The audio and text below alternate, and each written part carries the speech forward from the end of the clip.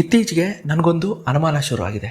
ಏನಪ್ಪಾ ಅಂದ್ರೆ, ಮೋದಿಯವರಲ್ಲಿದ್ದಂತೆ ಇಷ್ಟು ದಿವಸದ ಶುಕ್ರದಶೆ ಮುಗಿತಾ, ಏನಾದ್ರೂ ಅವ್ರಿಗೆ ಶನಿಕಾಟ ಶುರು ಆಯ್ತಾ, ಅಥವಾ 7.5 ಏನಾದ್ರೂ ನಡೀತಿದ್ಯಾ ಅಂತ. ಕಾರಣ ಏನಂದ್ರೆ, ಕಳೆದ 1 ವರ್ಷದಿಂದ ಮೋದಿ ಸರ್ಕಾರದ ವಿರುದ್ಧ ಜನಾಕ್ರೋಶ ಜಾಸ್ತಿ ಆಗ್ತಾ ಇದೆ.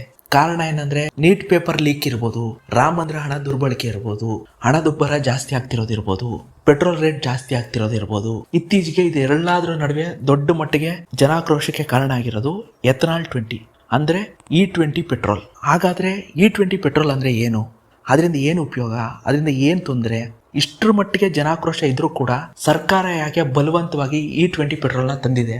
ಇದರಿಂದ ನಿಜವಾಗ್ಲೂ ಯಾರಿಗೆ ಉಪಯೋಗ ಆಗ್ತಾ ಇದೆ? ಇದರಿಂದ ದೇಶಕ್ಕೆ ಏನಾದರೂ ಉಪಯೋಗ ಇದೆಯಾ? ನಾಳೆ ದಿವಸ E20 ಪೆಟ್ರೋಲ್ ತರ E30, E40, E85 ಅಥವಾ E100 ಪೆಟ್ರೋಲ್ಗಳು ಬಂದ್ರೆ ಅದಕ್ಕೆ ನಾವು ಈಗಲೇ ಹೇಗೆ ಸಿದ್ಧತೆ ಮಾಡ್ಕೋಬೇಕು, ಇದೆಲ್ಲದ್ರ ಬಗ್ಗೆ ಕೂಡ ಈ ವಿಡಿಯೋದಲ್ಲಿ ನಾನು ಮಾತಾಡ್ತೀನಿ. ಹಾಗಾದ್ರೆ ಬನ್ನಿ ವಿಡಿಯೋನ ಶುರು ಮಾಡೋಣ. ಪೇಯ್ಡ್ ಯೂಟ್ಯೂಬರ್ಗಳನ್ನ ಬೆಂಬಲಿಸಬೇಡಿ, ಹಾಗೇನೆ ನಮ್ಮ ಚಾನೆಲ್ನ ಸಬ್ಸ್ಕ್ರೈಬ್ ಆಗುವುದನ್ನ ಮರಿಬೇಡಿ. ತುಂಬಾ ಜನ ಒಂದು ತಪ್ಪು ತಿಳ್ಕೊಂಡಿದ್ದಾರೆ. ಏನಪ್ಪಾ ಅಂದ್ರೆ, ಎಥನಾಲ್ ಅನ್ನೋದೇನಿದೆ ಅದು ಬಂದಿದ್ದು ಮೋದಿ ಗೌರ್ಮೆಂಟ್ ಇಂದ.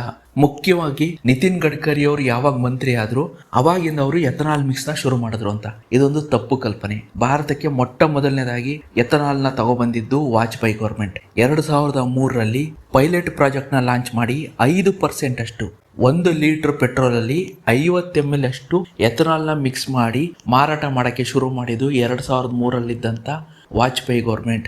ಆದ್ರೆ ಇದು ಕೇವಲ ಪೈಲಟ್ ಪ್ರಾಜೆಕ್ಟ್ ಆಗಿತ್ತು. ಅಂದ್ರೆ ದೇಶಾದ್ಯಂತ ಇದನ್ನ ತಂದಿರಲಿಲ್ಲ, ಕೇವಲ ಕೆಲವೇ ಪ್ರದೇಶಗಳಲ್ಲಿ ಈ ಪೈಲಟ್ ಪ್ರಾಜೆಕ್ಟ್ ನ ತಂದಿದ್ರು. ಅದಾದ್ಮೇಲಿಂದ 2009ರಲ್ಲಿ ಮನಮೋಹನ್ ಸಿಂಗ್ ಗೌರ್ಮೆಂಟ್ ಅವರು ಹೊಸದೊಂದು ಪಾಲಿಸಿ ಮಾಡ್ತಾರೆ, ನ್ಯಾಷನಲ್ ಪಾಲಿಸಿ ಆನ್ ಬಯೋಫ್ಯೂಲ್ಸ್ ಅಂತ.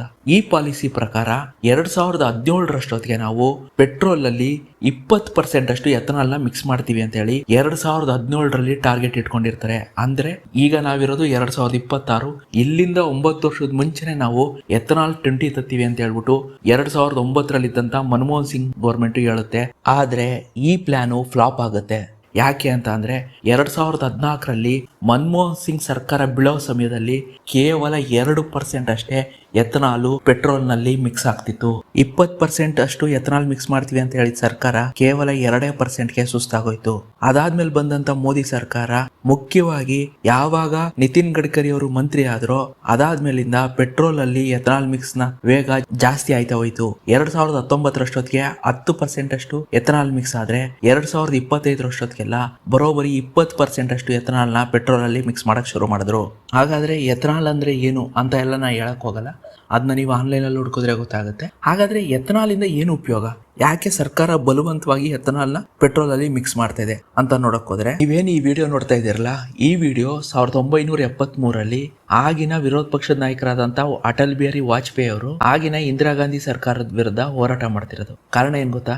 1 ಲೀಟರ್ ಪೆಟ್ರೋಲ್ ಮೇಲೆ 7 ಪೈಸೆಯಷ್ಟು ರೇಟ್ ನ ಜಾಸ್ತಿ ಮಾಡಿದ್ರು ಅಂತ ಆಗಿನ ವಾಜಪೇಯಿ ಅವರು ಹೋರಾಟ ಮಾಡ್ತಿರೋದು.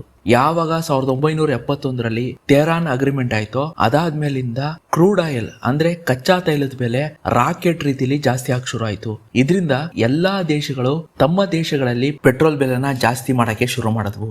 ಇದರಿಂದ ಜನಾಕ್ರೋಶ ಜಾಸ್ತಿ ಆಯ್ತು. ಇಂಥ ಸಂದರ್ಭದಲ್ಲಿ 1975ರಲ್ಲಿ ಬ್ರೆಜಿಲ್ ಒಂದು ಒಳ್ಳೆ ಸೊಲ್ಯೂಷನ್ ನ ಕಂಡುಹಿಡಿಯುತ್ತೆ. ಏನಪ್ಪಾ ಅಂದ್ರೆ, ನಾವು ಬೆಳೆಯುವಂತ ಕಬ್ಬಿಂದ ಎಥನಾಲ್ ನ ಮ್ಯಾನುಫ್ಯಾಕ್ಚರ್ ಮಾಡಿ ಆ ಎಥನಾಲ್ ನ ಪೆಟ್ರೋಲ್ ನೊಂದಿಗೆ ಸ್ವಲ್ಪ ಪ್ರಮಾಣದಲ್ಲಿ ಬೆರೆಸೋದ್ರಿಂದ ನಮ್ಗೆ 2 ರೀತಿಯ ಉಪಯೋಗ ಆಗುತ್ತೆ. ಮೊದಲನೇದು, ಅಂತಾರಾಷ್ಟ್ರೀಯ ಮಟ್ಟದಲ್ಲಿ ಕಚ್ಚಾ ತೈಲ ಬೆಲೆ ಏನೇ ಏರಿಕೆ ಅಥವಾ ಇಳಿಕೆ ಆದ್ರೂ ಕೂಡ ನಾವು ಅದನ್ನ ನಮ್ಮ ದೇಶದಲ್ಲಿ ಕಂಟ್ರೋಲ್ ಮಾಡಬಹುದು. ಅಷ್ಟೇ ಅಲ್ಲದೆ ನಾವೇನು ಪ್ರತಿ ವರ್ಷ ಸಾವಿರಾರು ಕೋಟಿನ ಕಚ್ಚಾ ತೈಲ ಆಮದಿನ ಮೇಲೆ ಖರ್ಚು ಮಾಡ್ತಾ ಇದೀವಿ, ಅದನ್ನ ನಾವು ಕಮ್ಮಿ ಮಾಡಬಹುದು. ಉದಾಹರಣೆಗೆ ಭಾರತ ಪ್ರತಿ ವರ್ಷ 22 ಲಕ್ಷ ಕೋಟಿಯಷ್ಟು ಕಚ್ಚಾ ತೈಲ ಮೇಲೆ ಖರ್ಚು ಮಾಡ್ತಾ ಇದೆ. ಕನಿಷ್ಠ 20% ಎಥನಾಲ್ ನ ಮಿಕ್ಸ್ ಮಾಡಿದ್ರೆ ನಾವು ಕನಿಷ್ಠ ಅಂದ್ರೂ ವರ್ಷಕ್ಕೆ 4ರಿಂದ 5 ಲಕ್ಷ ಕೋಟಿಯಷ್ಟು ದುಡ್ಡನ್ನ ಉಳಿಸಬಹುದು. ಇದಾದ್ಮೇಲಿಂದ 2ನೇ ಉಪಯೋಗ ಬಂದು, ಇವತ್ತಿನ ದಿವಸ ಫಾಸಿಲ್ ಫ್ಯೂಲ್ಸ್ ಇಂದ ಏನ್ ಏರ್ ಪೊಲ್ಯೂಷನ್ ಆಗ್ತಾ ಇದೆ ಅದನ್ನು ಕೂಡ ನಾವು 90% ಅಷ್ಟು ಕಮ್ಮಿ ಮಾಡಬಹುದು. ಇವೆರಡೂ ಉಪಯೋಗ ಇರೋದ್ರಿಂದ ನಾವು ಪೆಟ್ರೋಲ್ ಅಲ್ಲಿ ಸ್ವಲ್ಪ ಪ್ರಮಾಣದಲ್ಲಿ ಎಥನಾಲ್ ಮಿಕ್ಸ್ ಮಾಡೋದ್ರಿಂದ ನಮ್ಗೆ ತುಂಬಾ ಉಪಯೋಗ ಇದೆ ಅಂತ ಹೇಳಿ ಇಡೀ ಪ್ರಪಂಚಕ್ಕೆ ಬ್ರೆಜಿಲ್ ತೋರಿಸ್ಕೊಡ್ತು. ಅವತ್ತಿಂದ ಬ್ರೆಜಿಲ್ ಜೊತೆ ಅನೇಕ ದೇಶಗಳು ತಮ್ಮ ದೇಶದಲ್ಲಿ ಪೆಟ್ರೋಲ್ ಜೊತೆ ಎಥನಾಲ್ ನ ಮಿಕ್ಸ್ ಮಾಡ್ತಾ ಬರ್ತಾ ಇದೆ. ಅದು ಇಂಡಿಯಾನೇ ಇರ್ಬೋದು, ಕೆನಡಾನೇ ಇರ್ಬೋದು, ಅಮೆರಿಕನೇ ಇರ್ಬೋದು, ಅರ್ಜೆಂಟೈನಾನೇ ಇರ್ಬೋದು, ಥೈಲ್ಯಾಂಡೇ ಇರ್ಬೋದು, ಚೈನಾನೇ ಇರ್ಬೋದು, ಆಸ್ಟ್ರೇಲಿಯಾನೇ ಇರ್ಬೋದು. ತುಂಬಾ ದೇಶಗಳು ತಮ್ಮ ದೇಶಗಳಲ್ಲಿ ಸಿಗುವಂತ ಪೆಟ್ರೋಲ್ ನಲ್ಲಿ ಸ್ವಲ್ಪ ಮಟ್ಟಿಗೆ ಎಥನಾಲ್ ನ ಮಿಕ್ಸ್ ಮಾಡ್ತಾ ಅಂತಾರಾಷ್ಟ್ರೀಯ ಮಟ್ಟದಲ್ಲಿ ಕಚ್ಚಾ ತೈಲ ಬೆಲೆ ಏರಿಕೆ ಇಳಿಕೆ ಏನೇ ಆದ್ರೂ ಕೂಡ ತಮ್ಮ ದೇಶದಲ್ಲಿ ಯಾವುದೇ ರೀತಿಯಂತ ಎಫೆಕ್ಟ್ ಆಗದೇ ಇರೋ ರೀತಿಯಲ್ಲಿ ನೋಡ್ಕೊಳ್ತಾ ಬರ್ತಾ ಇದೆ. ಅಷ್ಟೇ ಅಲ್ಲದೆ ಬ್ರೆಜಿಲು 90% ಫಾಸಿಲ್ ಫ್ಯೂಲ್ಸ್ ಇಂದ ಆಗುವಂತ ಏರ್ ಪೊಲ್ಯೂಷನ್ ಕಮ್ಮಿ ಮಾಡಿದೆ. ಈ ಕಾರಣದಿಂದ ಪ್ರಪಂಚದಲ್ಲಿ ಎಥನಾಲ್ ಮಿಕ್ಸ್ ಪೆಟ್ರೋಲ್ಗಳನ್ನ ತುಂಬಾ ದೇಶಗಳು ಉಪಯೋಗಿಸ್ತಾ ಇದೆ. ಎಥನಾಲ್ ಮಿಕ್ಸ್ ಪೆಟ್ರೋಲ್ ಇಂದ ತುಂಬಾ ಉಪಯೋಗ ಇದ್ರೂ ಕೂಡ ಇಂಡಿಯಾದಲ್ಲಿ ಜನ ಯಾಕೆ ಬಂದು ಎಥನಾಲ್ ಮಿಕ್ಸ್ ಪೆಟ್ರೋಲ್ ಉಪಯೋಗಿಸೋದ್ರಿಂದ ನಮ್ಮ ಗಾಡಿಯ ಇಂಜಿನ್ಗಳು ಹಾಳಾಗ್ತಾ ಇದೆ, ಇದರಿಂದ ನಮಗೆ ತುಂಬಾ ತೊಂದರೆ ಆಗ್ತಾ ಇದೆ, ಸರ್ಕಾರ ಬಲವಂತವಾಗಿ ನಮಗೆ ಎಥನಾಲ್ ಪೆಟ್ರೋಲ್ ಕೊಟ್ಟು ನಮ್ಮ ಗಾಡಿಯ ಇಂಜಿನ್ ನ ಹಾಳು ಮಾಡ್ತಾ ಇದ್ದಾರೆ ಅಂತ ಹೇಳಿ ಯಾಕೆ ಹೇಳ್ತಾ ಇದ್ದಾರೆ? ನಿಜವಾಗ್ಲೂ ಎಥನಾಲ್ ಮಿಕ್ಸ್ ಪೆಟ್ರೋಲ್ ಇಂದ ಗಾಡಿಗಳಿಗೆ ತೊಂದರೆ ಆಗ್ತಿದ್ಯಾ ಅಂತ ನೋಡಕ್ ಹೋದ್ರೆ ವಿಷಯ ತುಂಬಾ ಇಂಟ್ರೆಸ್ಟಿಂಗ್ ಆಗಿದೆ. ನಿಮ್ಗೊಂದು ಉದಾಹರಣೆ ಕೊಡ್ತೀನಿ. ನಿಮ್ಮ ಮನೆಯಲ್ಲಿ ಒಂದು ಫಂಕ್ಷನ್ ಇದೆ, ಅದಕ್ಕೆ ನೀವು ತರಾವರಿಯಾಗಿ ಅಡುಗೆ ಮಾಡಿಸಿದ್ದೀರಾ. 5-6 ಥರ ಪಲ್ಯ, ಒಬ್ಬಟ್ಟು, ಪಾಯಸ, ಸ್ವೀಟ್ ಅಂತೆ, ಅನ್ನ, ಸಾಂಬಾರು, ಪುಳಿಯೋಗರೆ, ರೈಸ್ ಬಾತು, 20-25 ಥರ ವೆರೈಟಿ ಅಡುಗೆ ಮಾಡಿಸಿದ್ದೀರಾ. ಮೃಷ್ಟಾನ್ನ ಭೋಜನ ಎಲ್ಲ ಅಡುಗೆ ಆಯ್ತು, ಗೆಸ್ಟ್ಗಳು ಬಂದ್ರು ಮನೆಗೆ, ಇನ್ನೇನು ಮಧ್ಯಾಹ್ನ ಊಟ ಬಡಿಸ್ಬೇಕು. ಆ ಸಮಯದಲ್ಲಿ ನಿಮ್ಗೆ ಗೊತ್ತಾಗುತ್ತೆ, ಅಯ್ಯಯ್ಯೋ ನಾವು ಅಡುಗೆ ಬಡಿಸೋದಕ್ಕೆ ಪ್ಲೇಟ್ಗಳನ್ನೇ ತಗೊಬಂದಿಲ್ಲ ಅಂತ. ತಕ್ಷಣ ಏನ್ ಮಾಡ್ತೀರಾ? ಮಾರ್ಕೆಟ್ಗೆ ಓಡೋಗ್ತೀರಾ, ಪ್ಲೇಟ್ಗಳನ್ನ ತತ್ತೀರಾ, ಅಡುಗೆ ಬಡ್ಸಕ್ ಶುರು ಮಾಡ್ತೀರಾ. ಆಗ ನಿಮಗೆ ಗೊತ್ತಾಗುತ್ತೆ ನಾವು ತಂದಿರೋ ಪ್ಲೇಟು ಚಿಕ್ಕದು, ನಾವೇನು 20-25 ಥರ ವೆರೈಟಿ ಮಾಡಿದೀವಿ ಅದನ್ನ ಈ ಪ್ಲೇಟಲ್ಲಿ ಬಡ್ಸಕ್ ಹೋದ್ರೆ ಜಾಗನೇ ಇಲ್ಲ. ಆಗೇನಾಗುತ್ತೆ? ನೀವು ಏನೇ ಮೃಷ್ಟಾನ್ನ ಭೋಜನ ಮಾಡಿರಿ, ಆದ್ರೆ ಪ್ಲೇಟೇ ಚಿಕ್ಕದಿದ್ಮೇಲೆ ನೀವ್ ಏನ್ ಬಡ್ಸಿದ್ರೆ ಏನ್ ಬರುತ್ತೆ? ಒಂದು ಐಟಮ್ ಬಡ್ಸಕ್ ಹೋದ್ರೆ ಇನ್ನೊಂದು ಐಟಮ್ಗೆ ಜಾಗ ಇಲ್ಲ. ಅದೇ ರೀತಿ ಈ ಸರ್ಕಾರ ಕೂಡ ಅದೇ ಎಡವಟ್ಟು ಮಾಡ್ಕೋ. ಏನಾಯ್ತು ಅಂದ್ರೆ ಸರ್ಕಾರ ಏನೋ ನಾವು ನಾಳೆಯಿಂದ ಎಥನಾಲ್ 20 ಪೆಟ್ರೋಲ್ನ ಮಾರಾಟ ಮಾಡ್ತೀವಿ, ಇನ್ಮೇಲಿಂದ ನಮ್ಮ ದೇಶದಲ್ಲಿ ಯಾವುದೇ ಪೆಟ್ರೋಲ್ ತಗೊಂಡ್ರು ಕೂಡ ಅದು ಎಥನಾಲ್ 20 ಮಿಕ್ಸ್ ಆಗಿರೋ ಪೆಟ್ರೋಲು. 1 ಲೀಟರ್ ಪೆಟ್ರೋಲ್ ತಗೊಂಡ್ರೆ ಅದರಲ್ಲಿ 20% ಕಂಪಲ್ಸರಿಯಾಗಿ ನಾವು ಎಥನಾಲ್ನ ಮಿಕ್ಸ್ ಮಾಡ್ತೀವಿ. ಈ ರೀತಿ ಹೇಳಿ ದೇಶಾದ್ಯಂತ ಎಥನಾಲ್ 20 ಪೆಟ್ರೋಲ್ನ ಹಂಚಕ್ ಶುರು ಮಾಡ್ತು. ಆದ್ರೆ ಒಂದು ವಿಷಯ ಅದು ಮರ್ತೋಯ್ತು. ಏನಪ್ಪಾ ಅಂದ್ರೆ ಪ್ರಾಬ್ಲಮ್, ನಾವು ಹಂಚುತ್ತಿರುವಂತ ಎಥನಾಲ್ 20 ಪೆಟ್ರೋಲು ಈಗಿರೋ ಗಾಡಿಗಳಿಗೆ ಸೂಟೇಬಲ್, ಈಗಿರೋ ಗಾಡಿಗಳಿಗೆ ಅದು ಸೂಕ್ತನಾ? ಈಗಿರೋ ಗಾಡಿಗಳು ಎಥನಾಲ್ 20 ಪೆಟ್ರೋಲ್ ಇಂದ ಏನೂ ತೊಂದರೆ ಇಲ್ಲದೆ ಓಡುತ್ತಾ? ಈ ಪ್ರಶ್ನೆಗಳಿಗೆ ಅದು ಉತ್ತರನೇ ತಗೊಳ್ಳಿಲ್ಲ. ನೇರವಾಗಿ ಬಂದು ನಾಳೆಯಿಂದ ನಾವು ಎಥನಾಲ್ 20 ಪೆಟ್ರೋಲ್ನ ಮಾರಾಟ ಮಾಡ್ತಾ ಇದ್ದೀವಿ, ಕಡ್ಡಾಯವಾಗಿ ನೀವು ಎಥನಾಲ್ 20 ಪೆಟ್ರೋಲ್ನೇ ಹಾಕಿಸ್ಕೊಂಡು ಗಾಡಿ ಓಡಿಸ್ಬೇಕು ಅನ್ನೋ ರೀತಿ ಆರ್ಡರ್ನ ಪಾಸ್ ಮಾಡಿ ಅದೇ ರೀತಿನೇ ಎಥನಾಲ್ 20 ಪೆಟ್ರೋಲ್ಗಳನ್ನ ದೇಶಾದ್ಯಂತ ಕೊಡಕ್ ಶುರು ಮಾಡ್ತು. ಆಗ್ಲೇ ನೋಡಿ ಶುರು ಆಗಿದ್ದು ತೊಂದರೆಗಳು. ಎಥನಾಲ್ 20 ಅಂದ್ರೆ E20 ಪೆಟ್ರೋಲ್ ಹಾಕ್ಸೋದ್ರಿಂದ 3 ತೊಂದರೆ ಶುರು ಆಯ್ತು. ಮೊದಲನೇದಾಗಿ ಬಂದು ಮೈಲೇಜ್ ಡ್ರಾಪ್ ಆಗಿತ್ತು. 2023 ಮುಂಚೆ ಯಾರ್ಯಾರು ಗಾಡಿ ತಗೊಂಡಿದ್ದಾರೆ ಅವರೆಲ್ಲರೂ E20 ಪೆಟ್ರೋಲ್ ಹಾಕ್ಸಕ್ ಶುರು ಮಾಡಿದ್ಮೇಲೆ ಕನಿಷ್ಠ ಅಂದ್ರೂ 8-10% ಅಷ್ಟು ಮೈಲೇಜ್ ಡ್ರಾಪ್ ಆಗಕ್ ಶುರು ಆಯ್ತು. ಇಂಡಿಯಾದಲ್ಲಿ ಮೈಲೇಜ್ ಅನ್ನೋದು ಎಷ್ಟು ಮುಖ್ಯ ಅಂತ ಹೇಳಿ ನಾನೇನು ಸಪರೇಟ್ ಆಗಿ ಹೇಳ್ಬೇಕಾಗಿಲ್ಲ, ನಿಮ್ಗೆ ಗೊತ್ತಾಗುತ್ತೆ. ಹಾಗಾದ್ರೆ ಇದಕ್ಕೆ ಪರಿಹಾರ ಇರ್ಲಿಲ್ವಾ? ಖಂಡಿತವಾಗ್ಲೂ ಇತ್ತು. ಬ್ರೆಜಿಲ್ ಅಲ್ಲಿ ಏನ್ ಮಾಡಿದ್ದಾರೆ ಅಂದ್ರೆ ಜನರು ಅವ್ರಿಗೆ ಇಷ್ಟ ಬಂದಿದ್ದ ಪೆಟ್ರೋಲ್ ನ ಹಾಕಿಸ್ಕೊ ಓಡಿಸ್ಬೋದು. ಉದಾಹರಣೆಗೆ ಅವ್ರಿಗೆ ನಾರ್ಮಲ್ ಪೆಟ್ರೋಲ್ ಬೇಕು ಅಂದ್ರೆ ನಾರ್ಮಲ್ ಪೆಟ್ರೋಲ್ ಹಾಕಿಸ್ಕೊ ಓಡಿಸ್ಬೋದು, E20 ಪೆಟ್ರೋಲ್ ಬೇಕು ಅಂದ್ರೆ E20 ಹಾಕಿಸ್ಕೋಬಹುದು, E85 ಬೇಕು ಅಂದ್ರೆ E85 ಹಾಕಿಸ್ಕೊಂಡು ಅವ್ರ ಗಾಡಿ ಓಡಿಸ್ಬೋದು. ಆದ್ರೆ ನಮ್ಮ ಇಂಡಿಯಾದಲ್ಲಿ ಏನ್ ಮಾಡಿದ್ದಾರೆ, E20 ಪೆಟ್ರೋಲ್ ನ ಕಂಪಲ್ಸರಿ ಮಾಡಿದ್ದಾರೆ. ನಮ್ಮಲ್ಲಿ ಇನ್ಮೇಲಿಂದ ನಾರ್ಮಲ್ ಪೆಟ್ರೋಲ್ ಸಿಗೋದಿಲ್ಲ, ಕಡ್ಡಾಯವಾಗಿ ಎಲ್ರೂ E20 ಪೆಟ್ರೋಲ್ನೇ ಹಾಕಿಸ್ಕೊಡಿಸ್ಬೇಕು ಅಂತ ಹೇಳ್ತಾ ಇದ್ದಾರೆ. ಇದರಿಂದ ಏನಾಯ್ತು, ಗಾಡಿಗಳ ಮೈಲೇಜ್ ಡ್ರಾಪ್ ಆಗಕ್ ಶುರು ಆಯ್ತು. ಬ್ರೆಜಿಲ್ ರೀತಿ ನಮ್ ದೇಶದಲ್ಲೂ ಕೂಡ ಎಲ್ಲಾ ರೀತಿಯ ಪೆಟ್ರೋಲ್ ಮಾರಾಟ ಮಾಡಿದ್ರೆ 2023ಗಿಂತ ಮುಂಚೆ ಯಾರ್ಯಾರು ಗಾಡಿ ತಗೊಂಡಿದ್ದಾರೆ ಅವರು ನಾರ್ಮಲ್ ಪೆಟ್ರೋಲ್ ಹಾಕಿಸ್ಕೊಡ್ಸೋರು, 2023 ನಂತರ ಯಾರ್ಯಾರು ಗಾಡಿ ತಗೊಂಡಿದ್ದಾರೆ ಅವರು E20 ಪೆಟ್ರೋಲ್ ಹಾಕ್ಸ್ಕೊಂಡು ಓಡಿಸೋರು. ಹಾಗೇನೆ ಒಂದ್ ವಿಷಯ ಹೇಳ್ತೀನಿ, ಇಂಡಿಯಾದಲ್ಲಿ ಆವರೇಜ್ ಆಗಿ 10 ವರ್ಷ ಒಂದು ಗಾಡಿನ ಉಪಯೋಗಿಸ್ತಾರೆ. ಯಾರ್ಯಾರು 2021-22 ಗಾಡಿ ತಗೊಂಡಿದ್ದಾರೆ ಕೇವಲ ಒಂದೇ ವರ್ಷದಲ್ಲಿ ಅವ್ರ ಗಾಡಿ ಔಟ್ಡೇಟೆಡ್ ಆಗಿದೆ. ಕಾರಣ ಏನಂದ್ರೆ E20 ಪೆಟ್ರೋಲ್.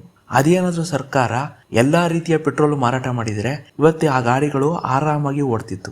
ಇದಾದ್ಮೇಲಿಂದ ಎರಡನೇ ಸಮಸ್ಯೆ ಏನಂದ್ರೆ E20 ಪೆಟ್ರೋಲ್ ಉಪಯೋಗಿಸೋದ್ರಿಂದ ಗಾಡಿಯ ಇಂಜಿನು ಬೇಗ ಹಾಳಾಗ್ತಾ ಇದೆ. ಕಾರಣ ಏನಂದ್ರೆ ಪೆಟ್ರೋಲ್ ನಲ್ಲಿ ಎಥನಾಲ್ ಬಳಸೋದ್ರಿಂದ ಜಾಸ್ತಿ ಹೀಟ್ ಪ್ರೊಡ್ಯೂಸ್ ಆಗುತ್ತೆ.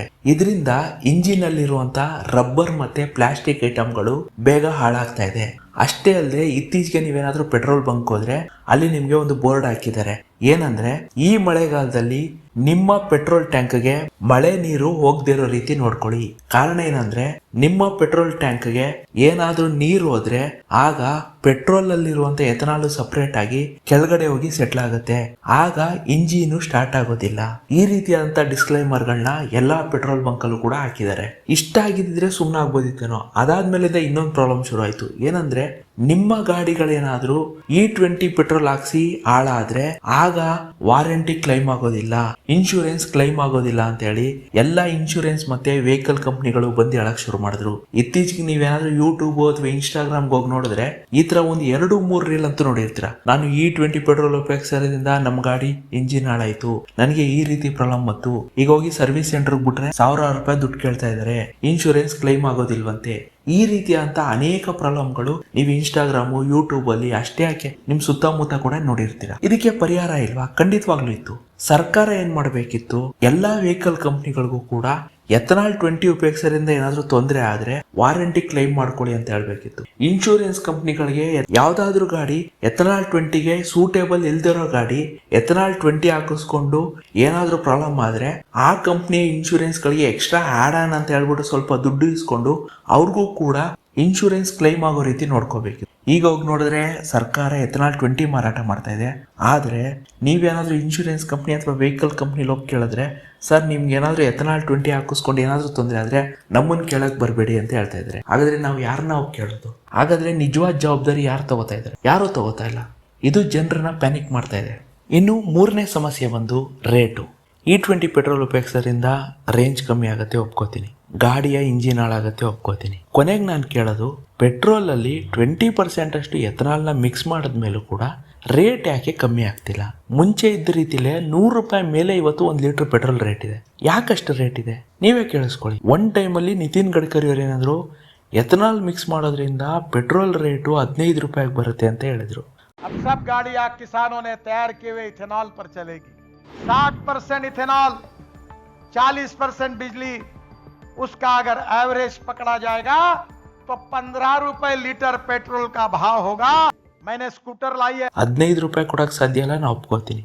ಅಟ್ಲೀಸ್ಟ್ ಒಂದು ₹15 ಕಮ್ಮಿ ಇರ್ಬೇಕಲ್ವಾ? ಇವತ್ತಿನ ದಿವಸ ₹105 ಇದೆ ಪೆಟ್ರೋಲ್ ರೇಟು.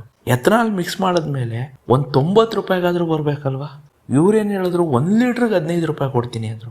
ನಾನ್ ಕೇಳ್ಕೊಳ್ಳೋದು 1 ಲೀಟರ್ ಮೇಲೆ ಕನಿಷ್ಠ ₹15 ಆದ್ರೂ ಕಮ್ಮಿ ಮಾಡಿ. ಆಗ ಅಟ್ಲೀಸ್ಟ್ ನಮ್ಗೇನು ಕಮ್ಮಿ ಮೈಲೇಜ್ ಸಿಗ್ತಾ ಇದೆಯಲ್ಲ ಅದಾದ್ರೂ ಸರಿ ಹೋಗುತ್ತೆ. ಎಥನಾಲ್ ಮಾತ್ರ 20% ಮಿಕ್ಸ್ ಮಾಡ್ತಾ ಇದ್ದೀರಾ, ರೇಟ್ ಮಾತ್ರ ಅಷ್ಟೇ ಇದೆ. ಯಾವ ಲೆಕ್ಕ ಇದು? ಹಾಗಾದ್ರೆ ಈಗ ಒಂದು ಕೊನೆಯ ಪ್ರಶ್ನೆ, ಇದಕ್ಕೆ ಪರಿಹಾರ ಇದೆಯಾ? ಸದ್ಯಕ್ಕೆ ಇದಕ್ಕಿರೋ ಪರಿಹಾರ ಅಂದರೆ ದಯವಿಟ್ಟು ಪೆಟ್ರೋಲ್ ಗಾಡಿಗಳನ್ನ ಆದಷ್ಟು ಅವಾಯ್ಡ್ ಮಾಡಿ. ಯಾಕೆ ಅಂದರೆ ಈಗೇನೋ E20 ಅಂತ ಹೇಳ್ತಾ ಇದ್ದಾರೆ, ಮುಂದಕ್ಕೆ E30 E40 ಅಂತಲೂ ಕೂಡ ತರ್ತೀವಿ ಅಂತ ಹೋದರೆ ಆಗೇನು ಮಾಡ್ತೀರಾ? ಆದಷ್ಟು ಪೆಟ್ರೋಲ್ ಗಾಡಿಗಳನ್ನ ಅವಾಯ್ಡ್ ಮಾಡಿ. ಇಲ್ಲ ನಾನು ಪೆಟ್ರೋಲ್ ಗಾಡಿ ತೊಗೊಳ್ಳೇಬೇಕು ಅಂದ್ಕೊಂಡಿದ್ರೆ ದಯವಿಟ್ಟು ಪೆಟ್ರೋಲ್ ಕಮ್ CNG ಗಾಡಿ ತೊಗೊಳ್ಳಿ. ಹಾಗೆಯೇ ತುಂಬ ಜನ ಏನು ಹೇಳ್ತಾ ಇದ್ದಾರೆ, ನಾವು ಡೀಸೆಲ್ ಕಾರ್ ತೊಗೋತೀವಿ ಅಂತಿದ್ದಾರೆ. ದಯವಿಟ್ಟು ಅವಾಯ್ಡ್ ಮಾಡಿ. ಯಾಕಂದರೆ ಈಗಾಗಲೇ ಡೀಸೆಲಲ್ಲಿ ಐಸೋಬುಟೇನೆಲ್ಲ ಕೂಡ ಸೇರಿಸ್ತೀವಿ ಅಂತ ಹೇಳ್ತಾ ಇದ್ದಾರೆ. ಹಂಗೇನಾದರೂ ಅದನ್ನು ಸೇರಿಸ್ಬಿಟ್ರೆ ವಾಪಸ್ ಪೆಟ್ರೋಲ್ಗೆ ಆಗಿದ್ದ ಗತಿನೇ ಡೀಸೆಲ್ಗೂ ಆಗುತ್ತೆ. ಸೊ ದಯವಿಟ್ಟು ಡೀಸೆಲ್ನ ಅವಾಯ್ಡ್ ಮಾಡಿ. ಪೆಟ್ರೋಲ್ ತೊಗೊಳ್ಳೋದಾದರೆ ಪೆಟ್ರೋಲ್ ಕಮ್ CNG ತೊಗೊಳ್ಳಿ. ಇವೆರಡೂ ಬೇಡ ಅಂದರೆ, ತಲೆನೋವು ಬೇಡ ಅಂದರೆ ದಯವಿಟ್ಟು ಎಲೆಕ್ಟ್ರಿಕ್ ವೆಹಿಕಲ್ ಕಡೆ ಹೋಗಿ. ಇವ್ಯಾವು ಬೇಡ ಅಂದರೆ ದಯವಿಟ್ಟು ಈಗ ಸದ್ಯಕ್ಕೆ ಯಾವುದು ಹೊಸ ಗಾಡಿಗಳನ್ನ ತೊಗೋಬೇಡಿ. ಬೆಸ್ಟ್ ಅಂದರೆ ಸೆಕೆಂಡ್ ಹ್ಯಾಂಡ್ ಗಾಡಿಗಳನ್ನ ಟ್ರೈ ಮಾಡಿ. ಹೊಸ ಗಾಡಿಗಳನ್ನ ಆದಷ್ಟು ಅವಾಯ್ಡ್ ಮಾಡಿ ಅಷ್ಟೇ.